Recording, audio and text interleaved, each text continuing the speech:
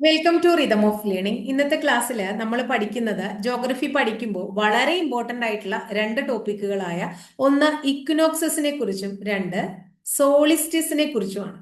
എന്താണ് ഇക്വിനോക്സ്? അതാണ് നമ്മൾ ആദ്യം പഠിക്കാൻ പോകുന്നത്. ഇക്വിനോക്സ് എന്ന് പറഞ്ഞാൽ അതൊരു ഗ്രീക്ക് വേർഡാണ് കേട്ടോ. ഇക്വിനോക്സ് എന്ന് പറയുന്നത് ഗ്രീക്ക് വേർഡാണ്. ഇക്വിനോക്സ് എന്ന ഗ്രീക്ക് വേർഡിന്റെ മീനിങ് എന്താ അറിയോ നിങ്ങൾക്ക്? സമരാത്ര ദിനങ്ങൾ എന്നാണ്. എന്താണ് സമരാത്ര ദിനങ്ങൾ? അപ്പൊ രാത്രിയും പകലും തുല്യമായിട്ടുള്ള ദിനങ്ങൾ, അതല്ലേ സമരാത്ര ദിനങ്ങൾ എന്ന് പറഞ്ഞ അതിനർത്ഥം.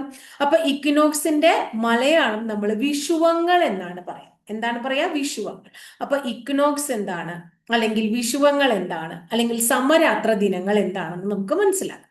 അതായത് സൂര്യൻ ഭൂമധ്യരേഖയുടെ നേരെ മുകളിൽ വരുമ്പോ, എവിടെ വരുമ്പോ? ഭൂമധ്യരേഖയുടെ നേരെ മുകളിൽ വരുമ്പോ, സൂര്യൻ ഭൂമധ്യരേഖയ്ക്ക് നേരെ മുകളിൽ വരുന്ന ദിവസങ്ങളിൽ ഭൂമിയില് തുല്യരാത്രിയും തുല്യ പകലും വരുന്നു. സൂര്യൻ ഭൂമധ്യരേഖയ്ക്ക് നേരെ മുകളിൽ വരുന്ന ദിവസങ്ങളിൽ എന്താ ഉണ്ടാവണേ? തുല്യരാത്രിയും തുല്യ പകലാണ് ഉണ്ടാവണേ. മനസ്സിലായോ? ഈ ദിവസങ്ങളെയാണ് നമ്മൾ ഇക്വിനോക്സസ് എന്നോ അല്ലെങ്കിൽ വിഷുവങ്ങളെന്നോ അല്ലെങ്കിൽ സമരാത്ര ദിനങ്ങൾ എന്നൊക്കെ വിളിക്കണം. ക്ലിയർ ആയോ? അപ്പൊ ഇക്വിനോക്സ് അഥവാ വിഷുവങ്ങൾ എന്ന് പറയുന്നത്, ഇക്വിനോക്സ് എന്ന് പറയുന്നത് എന്താന്ന് പറഞ്ഞു നമ്മള്? ഒരു ഗ്രീക്ക് വേർഡാണ്. ഇക്വിനോക്സ് എന്ന ആ ഗ്രീക്ക് വേർഡിന്റെ മീനിങ് സമരാത്ര ദിനം എന്നാണ്. ഇക്വിനോക്സ് എന്ന് പറഞ്ഞാൽ ഒന്ന് ഇക്യു എന്ന് പറഞ്ഞിട്ടുണ്ടെങ്കിൽ EQUI എന്താണ്? ഈക്വൽ അല്ലെങ്കിൽ എന്താണ്? തുല്യം എന്നാണ് അർത്ഥം. നോക്സ് NOX നോക്സ് എന്ന് പറഞ്ഞിട്ടുണ്ടെങ്കിൽ രാത്രി എന്നാണ് അർത്ഥം. അപ്പോ സമരാത്രി എന്നാണ് ഇക്വിനോക്സ് എന്ന വേർഡിന്റെ മീനിങ് എന്ന് മനസ്സിലാക്കുക. അതൊരു ഗ്രീക്ക് വേർഡാണ്. അപ്പൊ ഇക്വിനോക്സ് എന്ന അല്ലെങ്കിൽ സമരാത്ര ദിനത്തെ നമ്മൾ വിളിക്കുക മലയാളത്തിൽ വിഷുവങ്ങൾ എന്നാണ്. എന്താണ്? വിഷുവങ്ങൾ. അപ്പൊ എന്താ അതിന്റെ ഒരു എക്സ്പ്ലനേഷൻ പറയുകയാണെങ്കിൽ, സൂര്യന് ഭൂമധ്യരേഖയുടെ നേരെ മുകളിൽ വരുന്ന ദിവസങ്ങളില് ഭൂമിയിൽ എന്തുണ്ടാവുന്നു? തുല്യരാത്രിയും തുല്യ പകലും ഉണ്ടാവുന്നു. ഈ ദിവസങ്ങളെയാണ് നമ്മൾ പറയുന്നത്? ഇക്വിനോക്സ് അഥവാ വിഷുവങ്ങൾ എന്ന് പറയുന്നത്. രണ്ട് സമയത്താണ് ഇത് ഉണ്ടാവണേ. കൊല്ലത്തിൽ 2 തവണയാണ് ഇത് സംഭവിക്കണേ. എപ്പോഴൊക്കെയാ സംഭവിക്കണേ? ഒന്ന് മാർച്ച് 21-നും അടുത്ത സെപ്റ്റംബർ 23-നാണ്. മാർച്ച് 21, അടുത്തത് സെപ്റ്റംബർ 23. അപ്പൊ കൊല്ലത്തിൽ മാർച്ച് 21-നും സെപ്റ്റംബർ 23-നും സൂര്യൻ ഭൂമധ്യരേഖയുടെ നേരെ മുകളിൽ വന്നു. ആ ദിവസങ്ങളിൽ ഭൂമിയില് തുല്യരാത്രിയും തുല്യ പകലും ഉണ്ടാവുന്നു. അതായത് 12 മണിക്കൂർ പകലും 12 മണിക്കൂർ രാത്രി ഉണ്ടാവും. അതിൽ ആ മാർച്ച് 21 നമ്മൾ മഹാവിഷുവം അല്ലെങ്കിൽ വസന്ത വിഷുവം അല്ലെങ്കിൽ വെർണൽ ഇക്വിനോക്സ് എന്നൊക്കെ വിളിക്കും. അപ്പൊ മഹാവിഷുവം, വസന്ത വിഷുവം, വെർണൽ ഇക്വിനോക്സ് എന്നൊക്കെ അറിയപ്പെടുന്നത് ഏതാണ്? മാർച്ച് 21. ഏതാണ്? മാർച്ച് 21. ബാക്കി നമ്മൾ ഒരു ദിവസം കൂടെ പറഞ്ഞു, സെപ്റ്റംബർ 23. ഇല്ലേ? ആ സെപ്റ്റംബർ 23-നെ നമ്മൾ എന്താ വിളിക്കണേ? Summer equinox. എന്താ വിളിക്കണേ? സമ്മർ ഇക്വിനോക്സ് അല്ലെങ്കിൽ ശരത് വിഷുവം എന്ന് വിളിക്കുന്നു. സമ്മർ ഇക്വിനോക്സ് അഥവാ ശരത് വിഷുവം എന്ന് വിളിക്കുന്നു. സമ്മർ ഇക്വിനോക്സ് അഥവാ ശരത് വിഷുവം. ക്ലിയർ ആയോ? ഇക്വിനോക്സ് എന്താണെന്ന്? ഇക്വിനോക്സ് എന്ന് പറഞ്ഞാൽ സമരാത്ര ദിനങ്ങളാണ് മനസ്സിലാക്കുക. പക്ഷെ സമരാത്ര ദിനങ്ങൾ എന്നതിനേക്കാൾ ഉപരി PSC ചോദിക്കാറ് വിഷുവങ്ങൾ എന്നാണ്. ഇക്വിനോക്സിന്റെ മീനിങ് ആണ് സമരാത്ര ദിനങ്ങൾ എന്ന് പറയുന്നത്. ഇക്വിനോക്സ് എന്ന് പറയുന്ന ഗ്രീക്ക് വേർഡിന്റെ മീനിങ് ആണ് സമരാത്ര ദിനം. അപ്പൊ ഇക്വിനോക്സ് അഥവാ വിഷുവങ്ങൾ എന്ന് പറഞ്ഞാൽ എന്താ അർത്ഥം? ഇക്വിനോക്സ് അഥവാ വിഷുവങ്ങൾ എന്ന് പറഞ്ഞാൽ സമരാത്ര ദിനം എന്നാണ് അർത്ഥം. അതിന്റെ എക്സ്പ്ലനേഷനാണ് നമ്മൾ പഠിച്ച. സൂര്യൻ ഭൂമധ്യരേഖയുടെ നേരെ മുകളിൽ വരുന്ന കൊല്ലത്തിലെ 2 ദിവസങ്ങളിലെ ഭൂമിയിലെ തുല്യരാത്രിയും തുല്യ പകലും ഉണ്ടാവുക.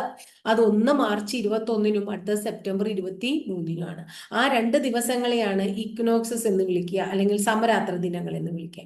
അതിൽ മാർച്ച് 21-നെ നമ്മൾ വെർണൽ ഇക്വിനോക്സ് അല്ലെങ്കിൽ മഹാവിഷുവം, വസന്ത വിഷുവം എന്നൊക്കെ വിളിക്കണം. ഇനി സെപ്റ്റംബർ 23-നെ ആണെങ്കിൽ എന്താ വിളിക്കണേന്നാ പറഞ്ഞ? സമ്മർ ഇക്വിനോക്സ് അല്ലെ? എന്താ വിളിക്കണേ? Summer equinox. ശരത് വിഷുവം അല്ലെങ്കിൽ കർക്കിട സംക്രമം എന്നും കൂടി ഒരു പേരുണ്ട് കേട്ടോ. എന്താ? കർക്കിട സംക്രമം എന്നൊക്കെ വിളിക്കും. ഇനി അടുത്തത് നമ്മൾ എന്താ പറഞ്ഞേ? സോളിസ്റ്റൈസ് എന്ന് പറയുന്ന ഒരു പദം കൂടെ പഠിക്കണം എന്ന് പറഞ്ഞു. സോളിസ്റ്റൈസിന്റെ എന്താ പറയുന്നത്? ചിലരില് സോളിസ്റ്റൈസ് എന്ന് പറയും, ചിലര് എന്താണ് സോളിസ്റ്റിസ് എന്ന് പറയും. അതൊക്കെ നമ്മുടെ പ്രൊനൗൺസിയേഷൻ ഓരോരും ഓരോ രീതിയിൽ പറയണമെന്നുള്ളൂ. അപ്പൊ സോളിസ്റ്റിസ് അല്ലെങ്കിൽ സോളിസ്റ്റൈസിന് അയനാന്തങ്ങൾ എന്ന മലയാളത്തിൽ വിളിക്കുക. അയനാന്തങ്ങൾ. എന്താണ്? അയനാന്തം അല്ലെങ്കിൽ സംക്രാന്തി എന്നൊക്കെ പറയും കേട്ടോ. എന്താ പറയാ? സംക്രാന്തി. അതായത് രാവിനും പകലിനും വളരെ വ്യത്യാസം കൂടുതലുള്ള ദിവസങ്ങളെയാണ് നമ്മൾ അയനാന്തങ്ങൾ എന്ന് വിളിക്കുക. രാവിനും പകലിനും വളരെ വ്യത്യാസം കൂടുതലുള്ള ദിവസങ്ങളെ നമ്മൾ എന്ത് വിളിക്കുന്നു? അയനാന്തങ്ങൾ അഥവാ സോളിസ്റ്റിസ് എന്ന് വിളിക്കുന്നു. അപ്പോ സൂര്യൻ ഉത്തരായന രേഖയ്ക്ക് അഥവാ ട്രോപ്പിക് ഓഫ് ക്യാൻസറിന് മുകളിലെത്തുന്ന ദിവസമായ ജൂൺ 21, അതായത് ഈ ദിവസം പകല് വളരെ കൂടുതലും രാവ് വളരെ കുറവുമായിരിക്കും. ഈ ദിവസത്തെ നമ്മൾ സമ്മർ സോളിസ്റ്റിസ് അല്ലെങ്കിൽ കർക്കിടക അയനാന്തം അല്ലെങ്കിൽ കർക്കിടക സംക്രാന്തി അല്ലെങ്കിൽ ഉത്തര അയനാന്തം എന്നൊക്കെ വിളിക്കുന്നുണ്ട്. മനസ്സിലായോ? അപ്പൊ ഈ ദിവസം സൂര്യൻ നിൽക്കുന്നത് ഉത്തരായന രേഖയ്ക്ക് മുകളിലാണ്. അതുകൊണ്ട് അതിന് വേറൊരു പേര് കൂടിയുണ്ട്, ഉത്തരാർദ്ധം എന്ന് കൂടി വിളിക്കുന്നു. നമ്മൾ വീണ്ടും സോളിസ്റ്റൈസിലേക്ക് വരികയാണ്.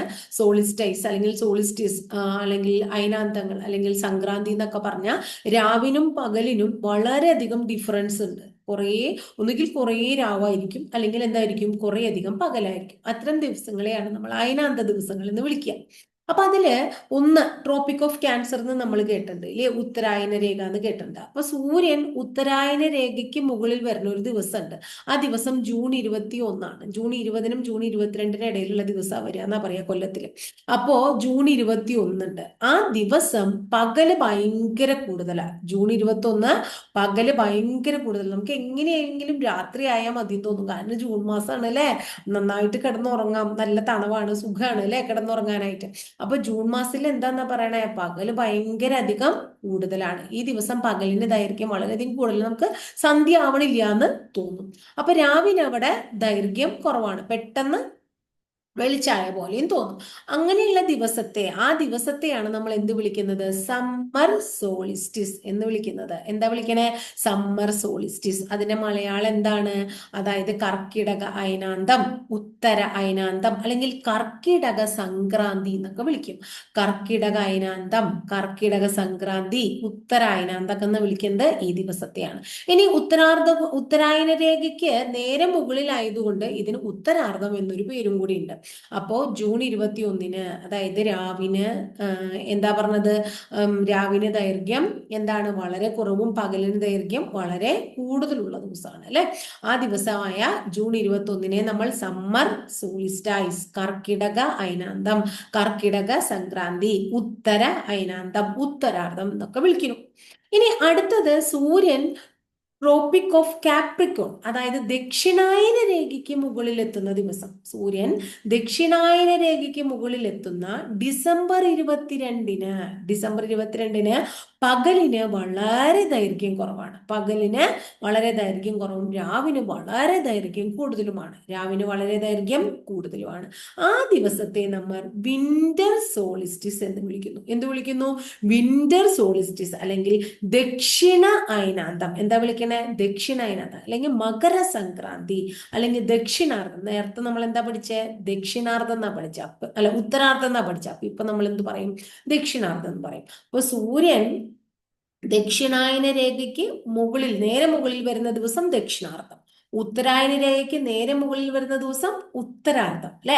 അപ്പൊ സൂര്യൻ ദക്ഷിണായന രേഖയ്ക്ക് നേരെ മുകളിൽ വരുന്ന ദിവസം എന്നാണ്? ഡിസംബർ 22. അതിനെയാണ് നമ്മൾ വിന്റർ സോളിസ്റ്റൈസ് എന്ന് വിളിക്കുന്നത്. എന്ത് വിളിക്കുന്നത്? വിന്റർ സോളിസ്റ്റൈസ് എന്ന് വിളിക്കുന്നത്. അപ്പോ അതിന്റെ മലയാളം എന്താ? ദക്ഷിണായനാന്തം അല്ലെങ്കിൽ മകര സംക്രാന്തി. നേരത്തെ നമ്മൾ എന്താ പറഞ്ഞ? ജൂൺ മാസത്തിലാണ് കർക്കിടം അല്ലെ. അപ്പൊ ആ സമയത്താണ് മലയാളത്തിൽ കർക്കിടക മാസം വരിക. അപ്പൊ അവിടെ കർക്കിടക സംക്രാന്തി എന്ന് പറയും. ഇവിടെ നമ്മള് വിന്ററിൽ, അതായത് ഡിസംബറിൽ നമ്മൾ എന്താ വിളിച്ചത്? മകര സംക്രാന്തി എന്ന് വിളിച്ചു. ഏകദേശം ഡിസംബർ ജനുവരി സമയത്താണ് മകരമാസം വരിക. അങ്ങനെ ഓർത്താൽ മതി, മകര സംക്രാന്തി എന്ന് വിളിക്കും. അപ്പൊ ഇത്രയാണ് നമ്മുടെ സോളിസ്റ്റേസ് ഉള്ളത്. ഇനി ഒരു കാര്യം കൂടി ഓർത്തു വെക്കാം. കേരളത്തിൽ നമ്മളോട് ചോദിക്കാം, ഇന്ത്യയിൽ അല്ലെങ്കിൽ കേരളത്തിൽ ഏറ്റവും കൂടുതൽ പകൽ ഏത് ദിവസമാണ്? കേരളത്തിൽ ഏറ്റവും കൂടുതൽ പകല് ജൂൺ 21. കേരളത്തിൽ ഏറ്റവും കുറവ് എന്താ പറയാ, പകല് കൂടുതലുള്ളത്, പകല് കുറവുള്ളതാ ചോദിക്കണേ വെച്ചാൽ നമ്മൾ ഡിസംബർ 22 പറയാം. അപ്പൊ സോളിസ്റ്റേസ് ക്ലിയർ ആയോ? സോളിസ്റ്റേസിന്റെ മലയാളം അല്ലെങ്കിൽ സോളിസ്റ്റേസിന്റെ മലയാളം എന്താ നമ്മൾ പറഞ്ഞ? അയനാന്തങ്ങൾ അല്ലെങ്കിൽ സംക്രാന്തി എന്നാ പറഞ്ഞേ അല്ലെ. അപ്പൊ രാവിനും പകലിനും വ്യത്യാസമുള്ള ദിവസങ്ങളെയാണ്, എന്താ പറയുക, വ്യത്യാസം കൂടുതലുള്ള ദിവസങ്ങളെയാണ് സോളിസ്റ്റീസ് അഥവാ അയനാന്തങ്ങൾ എന്ന് വിളിച്ചതെന്ന് നമ്മൾ പറഞ്ഞു. സൂര്യൻ ഉത്തരായൻ രേഖയ്ക്ക് അല്ലെങ്കിൽ എന്താ പറയാ ട്രോപ്പിക് ഓഫ് ക്യാൻസറിന് മുകളിലുള്ള ദിവസം. അപ്പൊ ഉത്തരായൻ രേഖയ്ക്ക് മുകളിലുള്ള ദിവസത്തെ ഉത്തരാർദ്ധം എന്ന് വിളിക്കുന്നു. അത് ഒരു ഓർമ്മ ഉണ്ടാവുക. പിന്നെന്താണ്? ജൂൺ 21 ഓർക്കുക. അവിടെ പകലിന് ദൈർഘ്യം കൂടുതലാണെന്ന് ഓർക്കുക, രാവിലെ ദൈർഘ്യം കുറവാണ്. പകലിന് ദൈർഘ്യം കൂടുതലാണെങ്കിൽ ഓട്ടോമാറ്റിക്കലി രാവിലെ ദൈർഘ്യം കുറവായിരിക്കും. ഈ ദിവസത്തെ നമ്മുടെ സമ്മർ ഇക്വിനോക്സ് അല്ലെങ്കിൽ കർക്കിടക കർക്കിടക സംക്രാന്തി, ഉത്തരായനാന്തം എന്നൊക്കെ വിളിക്കും. ഇനി സൂര്യൻ ദക്ഷിണായന രേഖയ്ക്ക് നേരെ മുകളിൽ വരുമ്പോൾ ദക്ഷിണാർദ്ധം എന്ന് ഓർക്കുക. ഉത്തരായന രേഖയുടെ ഉത്തരാർദ്ധം ആണെങ്കിൽ ദക്ഷിണായന രേഖയുടെ ദക്ഷിണാർദ്ധം. അപ്പൊ അവിടെ എന്താ ഉണ്ടാവണേ? ഡിസംബറിൽ 22-ലാണ് അത് ഉണ്ടാവണേ. പകലിന് വളരെ ദൈർഘ്യം എന്താണ്? കുറവായിരിക്കും. രാവിലെ ദൈർഘ്യം വളരെ കൂടുതലുമായിരിക്കും. ഈ ദിവസത്തെ നമ്മൾ വിന്റർ സോളിസ്റ്റീസ് അഥവാ ദക്ഷിണായനാന്തം അല്ലെങ്കിൽ മകര സംക്രാന്തി എന്ന് വിളിക്കും.